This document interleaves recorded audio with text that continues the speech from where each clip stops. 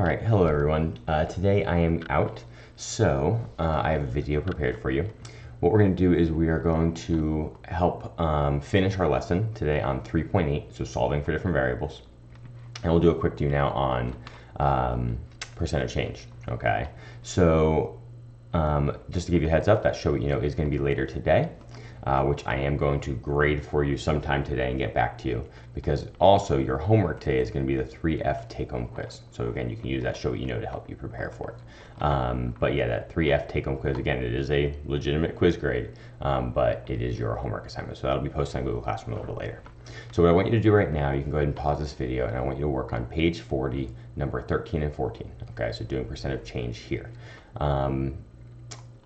After you unpause, I'll go ahead and do 13, and then I'll share the answer for 14. So here we go. Remember, the percent of change formula is change over original equals to percent over 100. All right, so, well, we need to find the change between these first. So literally just doing subtraction. And that comes out to 25. So that's my change. So 25 over my original. I went from 13 to 38. So that would be 13 as my original. Equals percent, which is what we're looking for, over 100. Okay, you could even think about, also by the way, it's a state if it's an increase or decrease. You can look right here and say, oh, well, I went from 13 up to 38. So this is an increase. Marking it at the beginning will make it good so you don't forget it. All right, and by the way, this is not supposed to be a percent. This should be X, actually. All right, cool. So from here, we would just want to go ahead and use the cross product property. So 13 times X, 13X times 25 times 100, which is 2,500. And we're going to divide by 13 on both sides. Now I'm looking, we're probably going to get a decimal here, so we're going to have to round. It does say round to the nearest tenth of a percent. So X is equal to, let me throw this in my calculator. I have 192.307, so that's just going to be 0.3. So 192.3. 192.3%. We look here, this was an increase. There we go. So this is our final answer. Now if we look at this real quick, it's like, whoa, it seems like a big percentage. Well, notice that 13 to 38, that's more than doubling, right? By doubling, that means you are having a 100% increase. And here, this is close to a 200% increase. And that kind of makes sense because look, 13 times, or plus another 13, which would be 100%, plus another 13 would be, that would be up to 200%. And that would get us 39. So yeah, we are about 200% of an increase. All right, I'm gonna go ahead and reveal the answer now for this one. So look away if you're not done with it. Here we go. And there you go. Okay, so that one's a 70.9% decrease. All right, let's go ahead on to a little bit of 3.8. We're going to do some solving for different variables. Okay, the two pages we're going to look at is 34, and then we're also going to come look at page 36. All right, so I'm going to go ahead and do these two problems, and then I'm going to have you guys work on the other two on the page, and you can check the answer key on Google Classroom, which I have posted for any of these pages that you're using to prepare. So here we go. So look here, this looks like there's a lot going on. So the first thing that I would recommend is to get all of your similar terms on one side. So basically, so we can combine like terms, right? So I see an X over here, I see an X over here.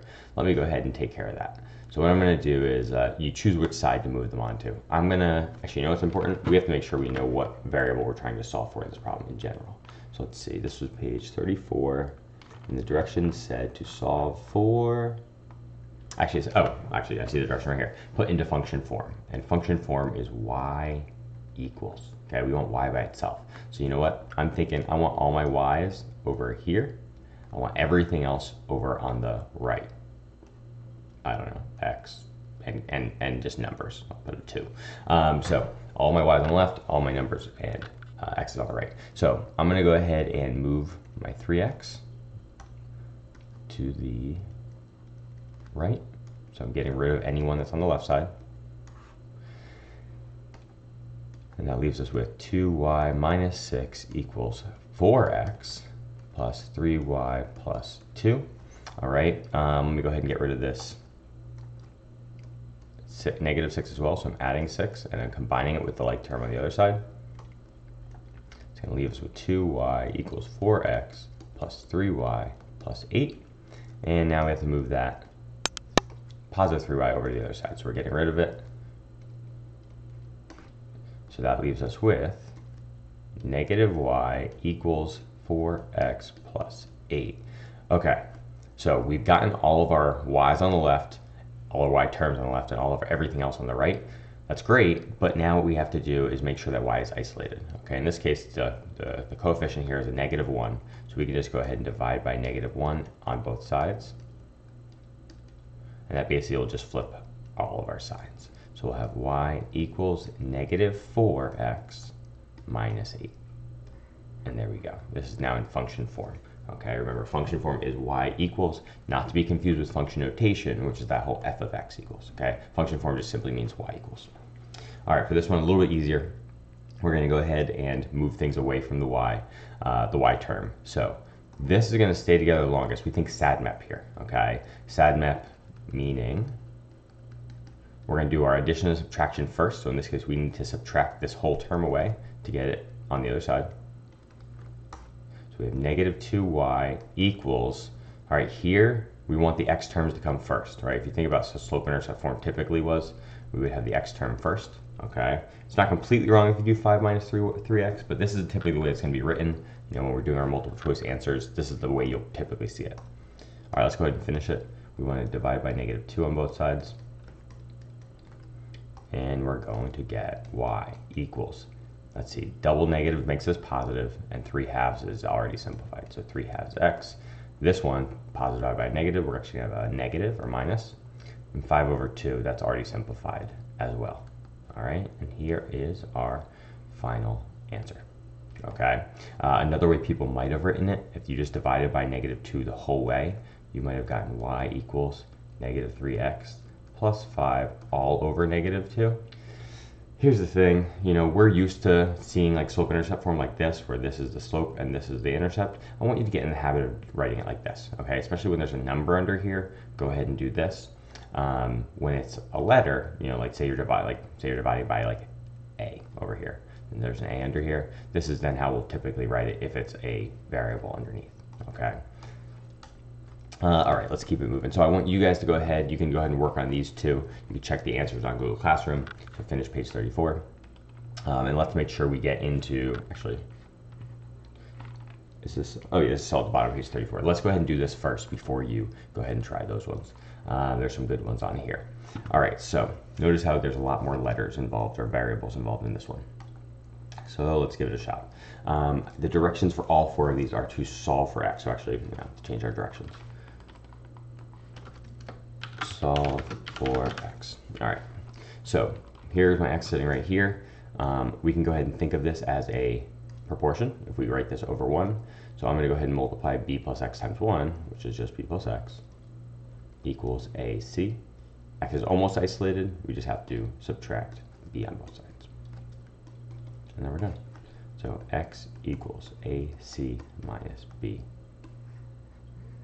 X is isolated. We're done.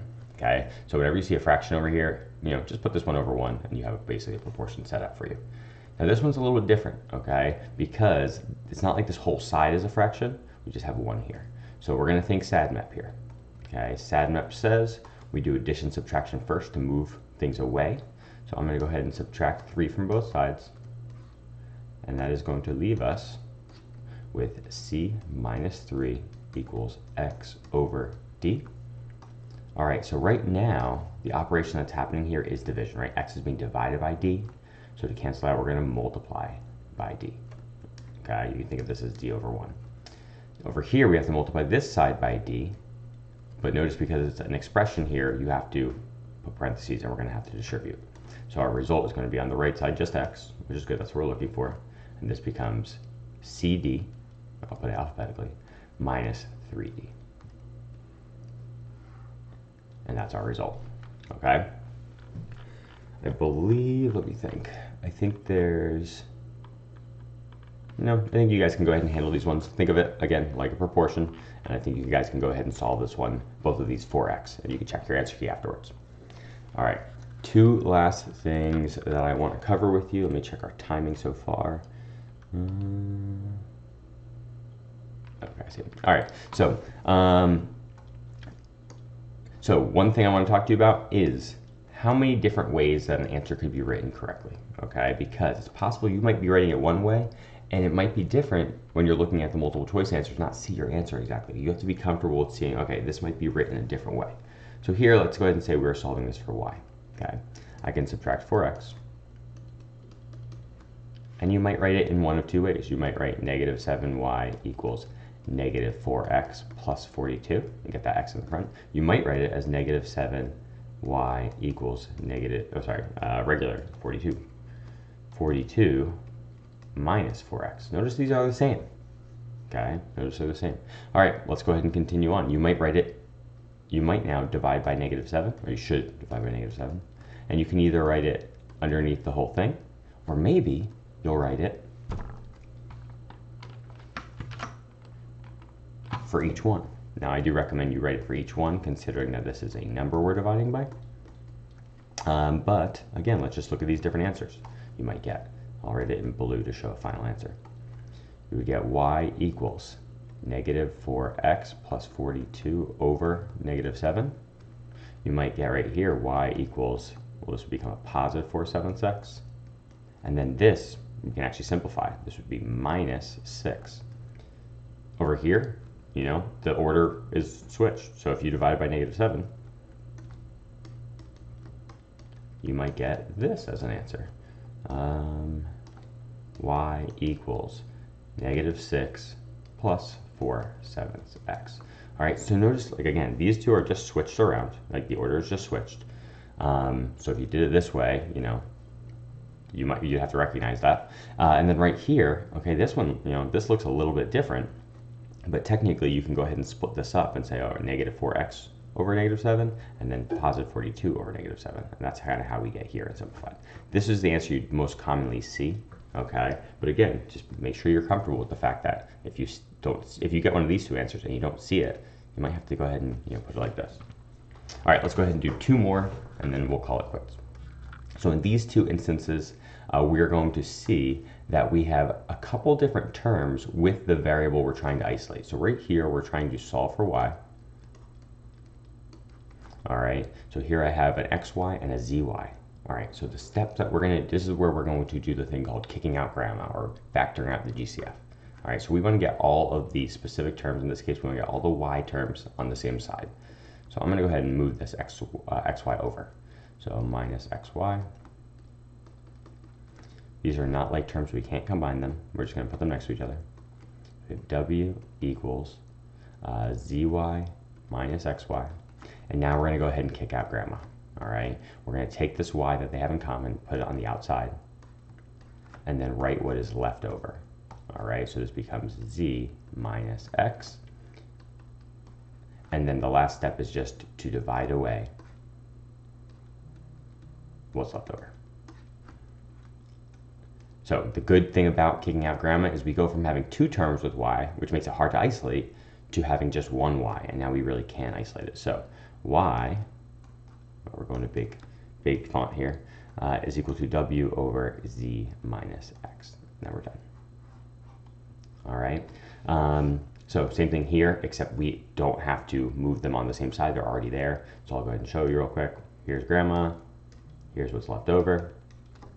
And we can divide away what is left over. And we're done. B equals D over A plus C. All right, well, you go ahead and finish the other two on this page, on page 36, and then I'm going to reveal the answers in a few seconds, so you can pause it. All right, here you go. Here are your answers. You can check them. Again, you can also check the ones in the packet. So a little bit later today, you are going to take the show, you know, actually probably just in a little bit. And then you'll also be given, the post will happen for the 3F take-home quiz, which you can go ahead and start in class if you finish early. And then you'll finish it over the weekend. All right, everybody, have a great day and have a great weekend.